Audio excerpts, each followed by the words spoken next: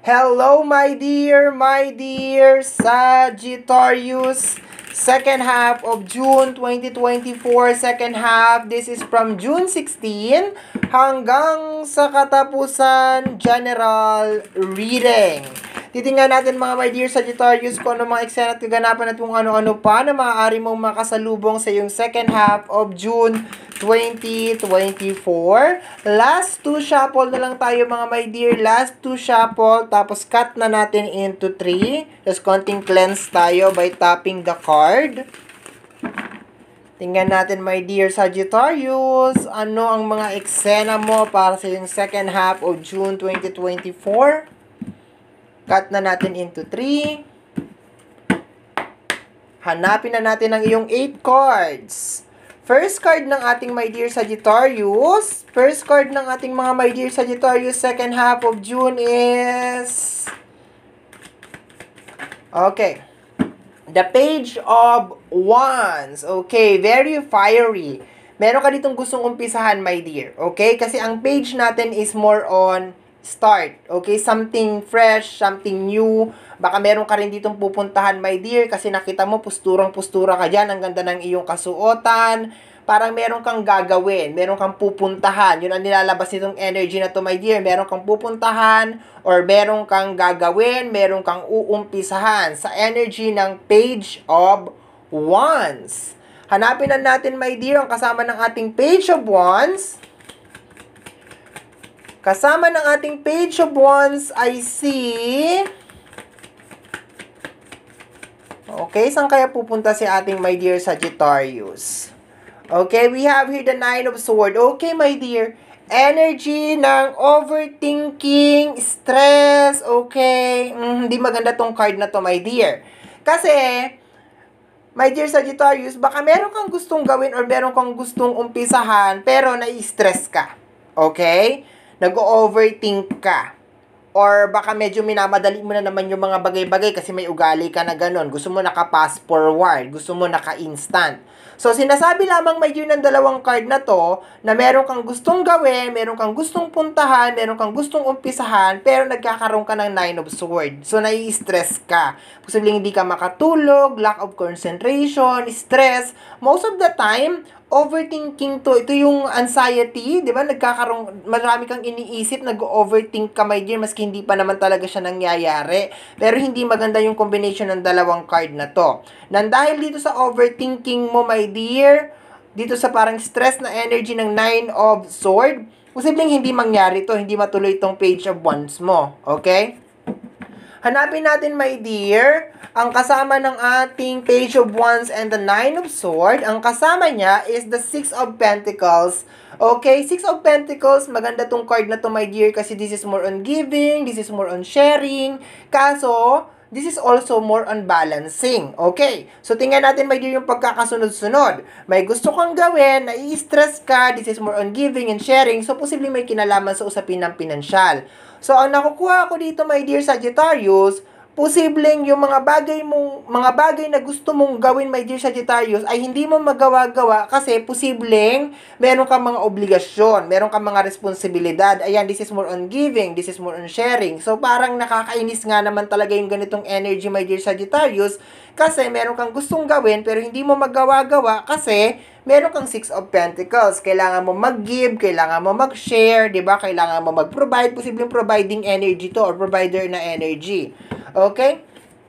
Kunin natin, my dear, ang kasama ng ating Page of Wands, Nine of Swords, and the Six of Pentacles. Last card tayo sa itaas. We have here the King of Wands. Okay. So, you are the master, my dear Sagittarius, ng mga bagay na gusto mong mangyari sa buhay mo. Sinasabi ng card na to, my dear, na wala namang imposible sa mga bagay na gusto mong umpisahan at mga bagay na gusto mong gawin. Huwag mo lang madaliin, okay? Kasi syempre meron ka dito mga obligasyon. Kasi nakaka-stress talaga to. Meron kang gustong umpisahan, kunyari business, or meron kang gustong puntahan, meron kang bayaran ng kuryente. 'Di ba? Sa Six of Pentacles, 'di ba? Kasi sabi ko, this is more on giving, this is more on sharing. Kailangan mo mag-grocery, kailangan mo bumili ng bigas. Nakaka-stress talaga yan, my dear. Kailangan mo magpadala. So, nakakaano talaga siya, my dear. Sabi ko nga, my dear, sa energy ng Nine of Swords, minsan din, ito yung pakiramdam na parang hinihila ka pababa or parang may humihila sa'yo pababa. Pero minsan, nasa isip mo lang talaga yan, my dear Sagittarius, kasi nandudong ka sa isang sitwasyon na kailangan mo talagang panindigan. Obligasyon, my dear, obligation. Okay. Pero, pag pinagsama-sama ko to, my dear, nakukuha ko yung energy ng delay, nakukuha ko yung energy ng pressure, nakukuha ko yung energy ng obligation na may kinalaman sa usapin ng pinansyal, nakukuha ko rin dito, my dear, na parang kailangan mo munang isang tabi or kinakailangan mong unahin muna talaga yung mga importante, my dear Sagittarius. Pwede mo naman umpisahan, pero kung hindi mo siya matatapos, dapat maging okay ka lang doon. Kasi syempre, meron ka mga obligasyon. Kailangan sabihin mo, my dear Sagittarius, sa sarili mo, at least may naumpisahan ako. Ganon. Kasi, ang nakukuha ko dito na energy, posible, my dear, na umpisahan mo, hindi mo matapos, magalit ka or mainis ka kasi hindi mo natapos. So, hindi maganda na energy yun, my dear. Posible na maumpisahan mo, hindi mo na talaga siya matapos kasi na bad trip ka na, nainis ka na, yun ang nakukuha ko dito na energy. Okay? Clarify natin yung Page of Wands, my dear. My dear Sagittarius, paki-clarify nga po ang kanyang Page of Wands.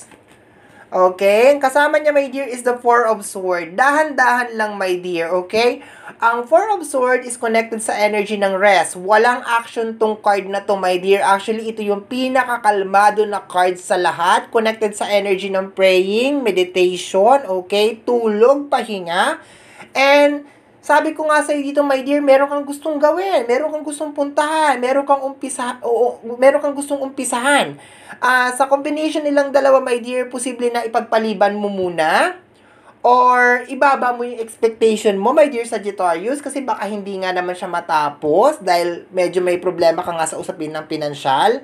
Pwede mo siyang gawin, ibaba mo lang yung expectation kasi baka hindi matapos, or pwede mo siyang ipagpaliban, my dear. Okay?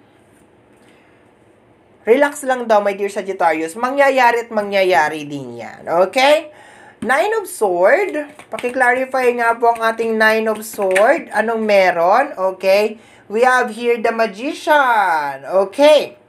Ang kanyang partner is the Eight of Pentacles. Okay? Magician, maganda to. Okay? Maganda siya kasi walang imposible kay Magician. Kaso, minsan kasi, si Magician is, minsan nasa illusion side, okay? And, Eight of Pentacles ang kanyang kasama. May kinalaman sa energy ng work. So, kailangan mo siyang trabahuin talaga, my dear. Hindi talaga siya matatapos na mabilisan. So, expected mo na, my dear, kung meron ka mga uumpisahan sa second half of June, hindi talaga siya matatapos right away, okay? Huwag mo talaga siyang madaliin, huwag mo siyang i-pressure, huwag mo siyang masyadong dibdibin. Lagi mo sasabihin, my dear Sagittarius, sa sarili mo, as long as naumpisahan mo siya, magandang start na yon, magandang magandang stepping stone na yon, okay?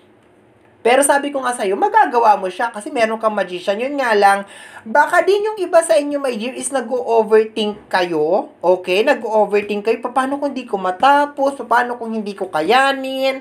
'Di ba? Kaya mo yan. Kaya mo yan, my dear Sagittarius. Kailangan mo lang talaga siyang umpisahan. Kailangan mo lang talaga maging risk taker. Or else, i-delay mo, i-postpone mo na lang talaga siya. Ipagpatuloy mo na lang sa ibang buwan. Okay? Ang nakukuha ko dito is mga around November, October, November, mga around November, December, October. Mga around October. So, kung malaking, eksena to, my dear, posible na baka pag-ipunan mo muna and then gawin mo siya mga around October, okay? Or, pwede mo namang umpisahan ngayon, pero wag ka mag-expect na matatapos mo siya, okay? Pero so far, sinasabi dito, my dear, na parang kailangan talaga siya ng matinding hard work. Ayan, may Eight of Pentacles, ayan. Posible yung iba din sa inyo is medyo natatakot, baka hindi mo kayanin, baka hindi mo matapos. Pero nakukuha ko, my dear, na kaya mo yan. Wag mo lang talagang panggigilan. Okay? Kasama ng ating Six of Pentacles, kasama ng ating Six of Pentacles, eto daw, we have here the Five of Wands. Hindi po sila nagsasayawan dyan mga my dear Sagittarius, kung hindi sila ay naghahampasan ng Wands. Isa to sa pinakatensyonadong cards sa lahat. Ano ba naman yan? Okay? Ang kanyang partner is the Six of Pentacles, related sa energy ng giving and sharing. Tapos, may nag-aaway sa usapin ng pinansyal? Or mayroon mag-aaway sa usapin ng pinansyal? Okay?